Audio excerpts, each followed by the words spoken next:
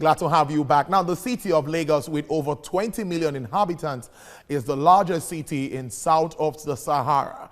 With a natural population growth estimated at 6%, the city engages 45% of its skilled workforce of Nigeria. However, over the years, infrastructure development in Lagos has not been in parallel with its population growth. The density of the road network is estimated at 0.4 kilometers per thousand inhabitants, well below the continental average. Outdated transport equipment and poor management system have hindered the development of this sector. In order to address this issue, Primero Transport Service Limited was established and positioned to change the history of transportation, not only in Lagos but in Nigeria. The company is a modern transportation outfit whose entry into the market was was well calculated. Primero was masterminded by Mr. Fola Tinubu, who founded the company and raised the investments needed to kickstart the project. Today, any resident of Lagos who has ever commuted in a Primero bus can indeed attest to the fact that the company makes all the difference. Well, I have with me the Managing Director, Chief Executive Officer of Primero Transport Services Limited, Mr. Fola Tinubu. He's joining me now via Skype. Thank you very much for your time, Mr. Tinubu. Thank you very much for having me. Let's start this way. There's been a lot of challenges with regards to the transport sector, vis-a-vis COVID-19 challenge. There was a lockdown and all of that. Tell us what you've been through and where we are at the moment. The pandemic has really affected the transportation system like every other industries. Part of it is that we shut down for 5 weeks, and during that 5 weeks, there was absolutely no revenue coming in, which really threw all our figures off. And then even before the shutdown, the government asked us to be picking up only 42 passengers. Remember, our H bus was designed to take 70. So we went to 42 and our revenue dropped.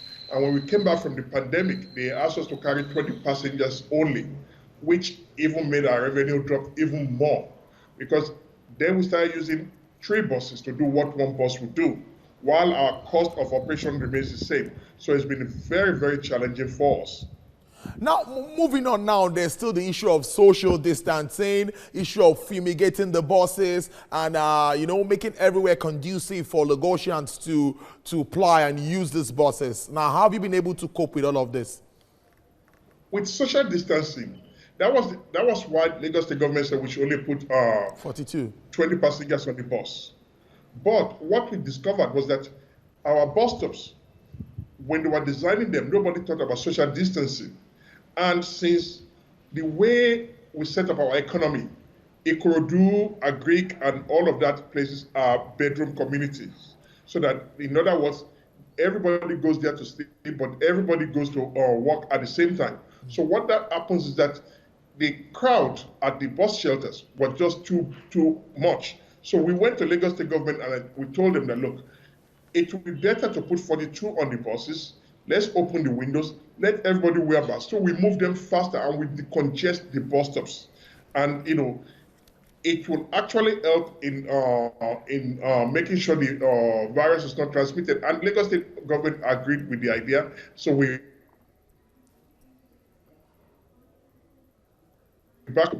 but even before we bought the machine to disinfect our buses, and we disinfect our buses every night, and we'll continue to do that. And I would like to say thanks to Lagos State government, because Lagos State government are disinfecting all the bus shelters. Wow, that sounds very good. Let's now look at the issue of price increase and profitability in this business at the moment.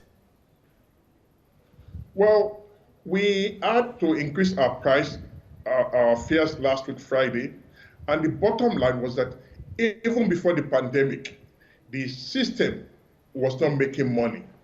And I've been telling everybody, our books are open, because if you recall, we raised a bond last year of 17 billion naira, and the bond is listed on FMDQ and also on Nigerian Stock Exchange. So we have to file annual report to both institutions.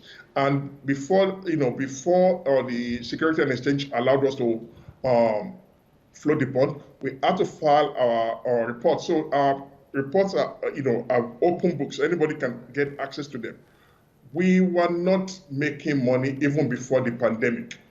The system was losing money, and I can say to you that not a single investor since we started has taken one kobo out of the company.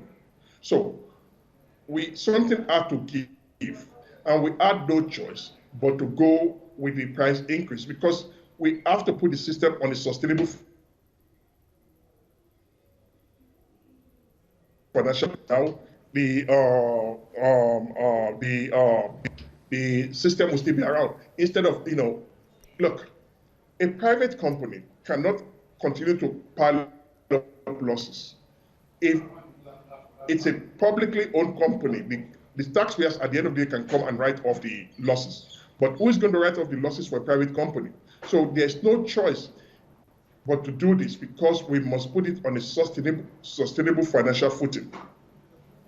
Indeed. Now, moving on now, gradually the lockdown is getting eased up. We see what's happening, and many people will be out to get to work and all of that. What more do you want Lagosians to know? What more should they expect from Primero at this time? Well, the good news is we've crashed, even with carrying 42 passengers, we've reduced the waiting time significantly, and we'll reduce it even more.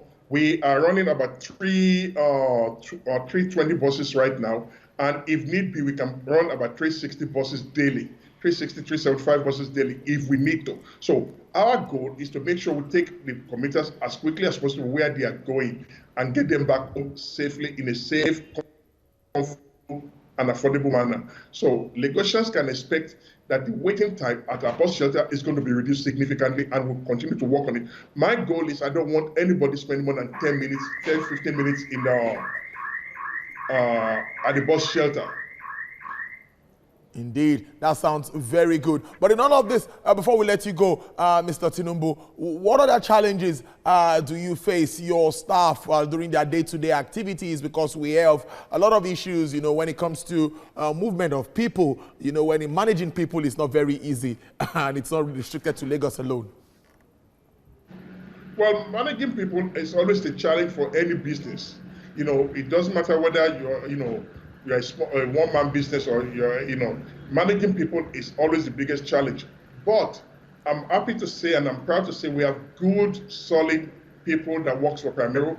We continue to train them, and we'll continue to spend money on, to make sure that, we educate them and we get better results from them. So, but Primero, Lagosians have not seen anything yet. There's a lot more that Primero plans for them, and our people are dedicated and are willing and ready to, to deliver a world-class service to Lagosians.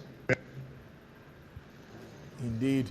That's really very nice. It's nice having you join us on the show. We'll be talking to Mr. Fola Tinubu, who is the MD, Chief Executive Officer of Primero Transport Services Limited, speaking extensively on what's been happening, effects of COVID-19, and how well the Transport Service Limited is positioned to service Lagosians and give them the very best at this